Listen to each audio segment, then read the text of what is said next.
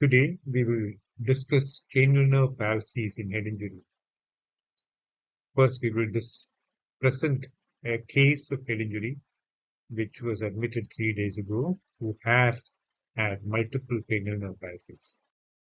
Our patient JZ is a 23-year-old male who sustained severe head injury as a result of a two-wheeler accident.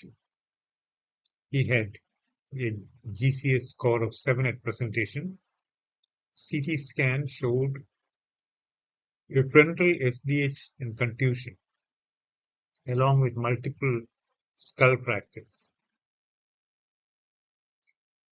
Initial examination showed that the right pupil was not reacting to light. It was confirmed that this was an afferent pupillary dilatation rather than because of oculomotor palsy. He was administered methylprednisolone for optic nerve injury. He was also intubated and electively ventilated for 24 hours, extubated after 48 hours. That time his GCS had come back to normal, GCS of 15. Pupillary size on the right side was back to normal, and the moment he could cooperate with us, we checked his vision, which seemed to be normal by clinical examination. However, he was found to be aphonic, drooling saliva and having nasal regurgitation of fluids. The initial worry was that the nasal regurgitation was CSF rhinorrhea, but was soon realized that it is saliva and other fluid in the mouth which is coming out through the nose. An endoscopy has confirmed that he has a left-sided vocal cord palsy, and the uvula was seen to be deviated to the right, and there seemed to be paralysis of the pharyngeal muscles. A review of the CT scan showed there was pneumocephalus and a contusion in the area of the midbrain. Almost all the cranial nerve can be involved in head trauma. Olfactory nerve injuries are actually the commonest, though often these injuries are not documented. Common cause is a rupture of olfactory fibrils, which is often attributable to inertial injury. It can also occur because of skull base fractures. Patients present with loss of smell, anosmia, and loss of flavor of food. They say that the food is tasteless.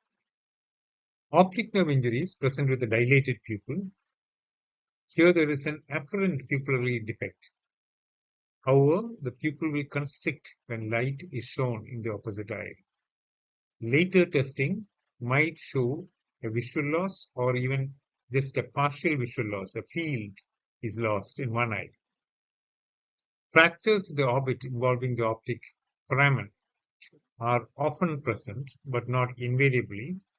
And in these cases, where there is a fracture of the optic foramen pressing upon the nerve, there is a definite role for surgical decompression, which is now done preferentially through the nasal endoscopic route.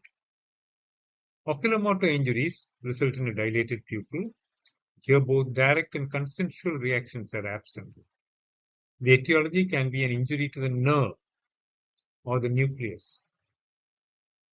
Oculomotor palsy is also present in herniation syndromes when the transtentorial herniation of the unpress of the temporal lobe presses on the third nerve.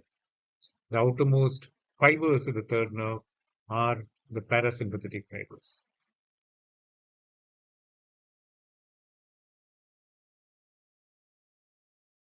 Cochlear or fourth nerve injuries can occur in head injury.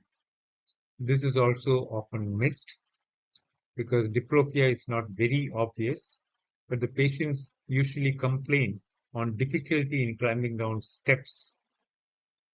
Trigeminal nerves can be involved in skull base fractures, the foramen ovale or rotundum. Abducens nerve has got a long intracranial course and it is vulnerable, especially to inertial injury. Direct injury can also occur. An increased intracranial pressure with midbrain descent can also result in abducens nerve palsy.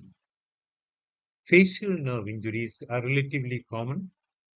Always look for facial nerve injuries when the patient has ear bleeding after traumatic injury. Fractures of the facial canal, which are perpendicular to the canal, are very likely to result in a facial palsy. These facial palsies are often delayed in presentation. Steroids have a role. We should monitor facial function in these patients. And the moment facial function seems to be deranged, steroids are usually administered. Where response to steroids is suboptimal, there is a role of surgical decompression. Acoustic vestibular injuries are common when there is fracture of the petrous. It can also occur in inertial injuries. In fact, the vestibular syndromes after head injury are attributable both to the disturbance of the semicircular canals and to distortion, inertia of the vestibular nerve. Our patient had a lower cranial nerve palsy. Glossopharyngeal and vagus nerves may be injured. The injury may be to the nucleus, in which case usually it is because of a damage to a perforator. It's a microvascular injury. They can also be injured in the cisternal segment because of inertia, and glossopharyngeal and vagus nerve, along with accessory nerve, can be injured in fractures of the exit foramen, of the glossopharyngeal foramen, which is described as the Wernicke syndrome. Accessory nerve injuries can occur with fractures. It can also occur in injuries to the neck. Hypoglossal injuries are associated with skull base fractures involving the hypoglossal foramen and also with nuchal injuries. So for a quick overview, cranial nerve injuries are relatively common. They often occur in association with the head injury syndromes. Traumatic brain injury and cranial nerve injuries often coexist. In skull base fractures, the incidence of cranial nerve injuries is often around 70% for single cranial nerve involvement and 25% for multiple cranial nerve involvement.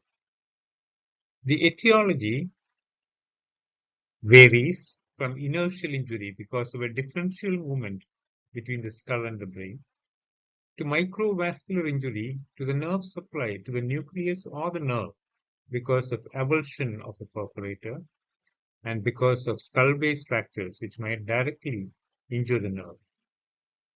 The commonest of cranial nerve injuries is olfactory. Patients lose their sense of smell and the flavor of food because 70% of flavor of food comes from the aroma. Facial nerve injury should be looked for whenever there is ear bleed. Petrous fractures, especially those perpendicular to the facial canal, are associated with facial nerve injuries. Optic nerve injuries often occur. If they occur in association with fractures of the optic foramen, surgical decompression has a role. Oculomotor injuries can occur because of injury to the nerve, something which is not often realized. It can also occur as part of untal herniation syndrome. Management of cranial nerve injuries is usually initially conservative. Steroids are administered. Surgery may have a role in some cases, especially optic nerve decompression and facial canal de-roofing. Outcomes of cranial nerve injuries vary from complete recovery to partial recovery to no recovery at all.